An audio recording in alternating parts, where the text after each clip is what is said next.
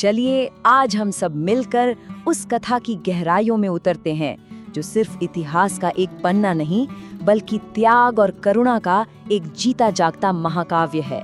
ये उस पल की कहानी है जब महादेव ने पूरी सृष्टि की रक्षा के लिए खुद को दांव पर लगा दिया और नीलकंठ कहलाए। तो इस कथा का आरंभ होता है एक ऐसे समय से जब ब्रह्मांड का संतुलन मानो अपनी धुरी से ही हट गया था और सारी सृष्टि एक बहुत बड़े संकट के मुहाने पर आ खड़ी हुई थी। जरा सोचिए, एक ऐसा युग जब देवताओं का तेज और असुरों का बल दोनों ही मानो कम होने लगे थे।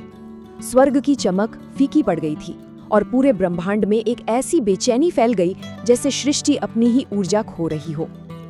अब इस घोर संकट से निकलने का रास्ता क्या था, यही जानने के लिए सभी देवता सृष्टि के पालक भगवान विष्णु की शरण में पहुंचे और तब श्री हरि ने उन्हें एक ही उपाय सुझाया। असुरों के साथ मिलकर क्षीर सागर का मंथन करो और उससे अमर कर देने वाला दिव्य अमृत प्राप्त करो। और बस यहीं से शुरुआत होती है इतिहास के सबसे बड़े महायज्ञ की। लेकिन किस्मत को शायद कुछ और ही मंजूर था। अमृत की बूंदों से पहले सागर की गहराइयों से कुछ ऐसा बाहर आया जिसकी भयावहता का अंदाजा किसी को भी नहीं था। आप सोचिए, इस महान काम के लिए कितनी भव्य व्यवस्था की गई होगी। मंदराचल पर्वत को बनाया गया मथनी और नागों के राजा वासुकी खुद रस्सी बन गए। देवता एक तरफ और असुर दूसरी तरफ, दोनों ने मिलकर क्षीर सागर को मथना शुरू कर दिया। शुरुआत में तो सब ठीक था। सागर से एक के बाद एक 14 दिव्य रत्न निकले, पर फिर अचानक ही सब कुछ बदल गया। समुद्र का शांत पानी काला पड़ने लगा और उसकी सतह से ऐसी तेज ज्वाला और जहरीला धुआं उठने लगा जो एक बहुत बुरे वक्त का इशारा था। अमृत से पहले प्रलय आ रहा था। और फिर सागर के गर्भ से निकला हलाहल। ये कोई मामूली विष नहीं था, ये एक ऐसा महाविष था जिसकी सिर्फ एक बूंद, जी हाँ, सिर्फ एक बूंद ही पूरी सृष्टि को राख कर सकती थी। उसकी आग से आसमान लाल हो गया, धरती कांपने लगी और बड़े बड़े बलशाली देवता और असुर भी अपनी जान बचाने के लिए डरकर भाग खड़े हुए। चारों तरफ बस हाहाकार मच गया। सबने असहाय होकर पुकारा, प्रभु, इस प्रलय को कौन रोकेगा?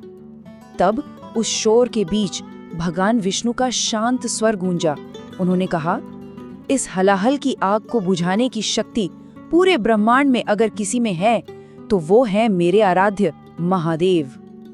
और बस यहीं से कहानी कैलाश की ओर मुड़ जाती है, जहां सृष्टि को बचाने की आखिरी उम्मीद बैठी थी।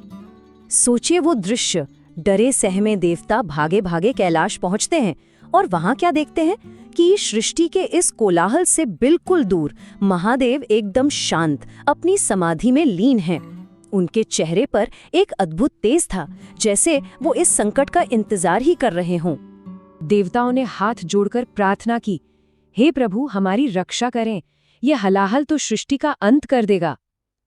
तब महादेव ने धीरे से अपनी आंखें खोली और उनके शांत स्वर ने जैसे पूरे ब्रह्मांड को भरोसा दिलाया, जहां सृष्टि का प्रश्न हो वहां शिव हमेशा खड़े होते हैं।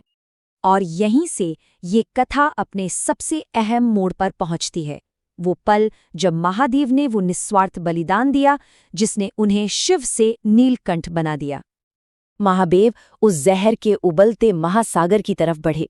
उनके कदमों में डर का कोई निशान तक नहीं था, थी तो बस करुणा और एक पक्का इरादा। उन्होंने अपनी अंजुलि आगे की और उस पूरे ब्रह्मांड को खत्म कर देने वाले हलाहल को उसमें समेट लिया। उस एक पल के लिए जैसे पूरी सृष्टि ने अपनी सांसें रोक लीं। और फिर महादेव ने बिना एक लम्हा भी सोचे उस पूरे हलाहल को पी लिया। वो एक ऐसा क्षण था जब शायद खुद समय भी थम गया था। ये देखकर मां पार्वती का दिल चिंता से भर गया। उन्होंने कहा, स्वामी, ये विष तो आपको हानि पहुंचाएगा। महादेव बस शांति से मुस्कुरा दिए और उनकी इसी मुस्कान में उस महात्याग का पूरा सार छिपा था। जो अपनों के लिए जिया वो शिव, जो सबके लिए पिया वो नीलकंठ। अब देखिए, महादेव एक ऐसी दिव्य दुविधा में थे। अगर वो उस विष को निगलते तो उनका अपना शरीर जल जाता, और अगर उगल देते तो ये पूरी धरती, पूरी सृष्टि जल जाती। तो उन्होंने बीच का रास्ता चुना। उन्होंने उस महाविष को अपने गले में ही रोक लिया, सिर्फ और सिर्फ सृष्टि को बचाने के लिए। उस जहर की भयानक शक्ति से उनका गला नीला पड़ गया, जो उनके इस महान त्याग की एक निशानी बन गया। और उसी पल से महादेव को ब्रह्मांड में एक नए पूजनीय नाम से जाना गया, नीलकंठ। लेकिन उस सबसे मुश्किल पल में आदिशक्ति मां पार्वती ने अपना हाथ महादेव के गले पर रख दिया और अपनी शक्ति से उस जहर को आगे बढ़ने से रोक दिया। इसीलिए वो विषहारिणी भी कहलाईं। ये सिर्फ एक काम नहीं था, ये शिव और शक्ति के उस अटूट रिश्ते का सबूत था, जिसके बिना ये सृष्टि ही अधूरी है। तो इस महान कथा का असली सार क्या है? आखिर नीलकंठ के इस दिव्य त्याग के पीछे कौन सा गहरा आध्यात्मिक संदेश छिपा है?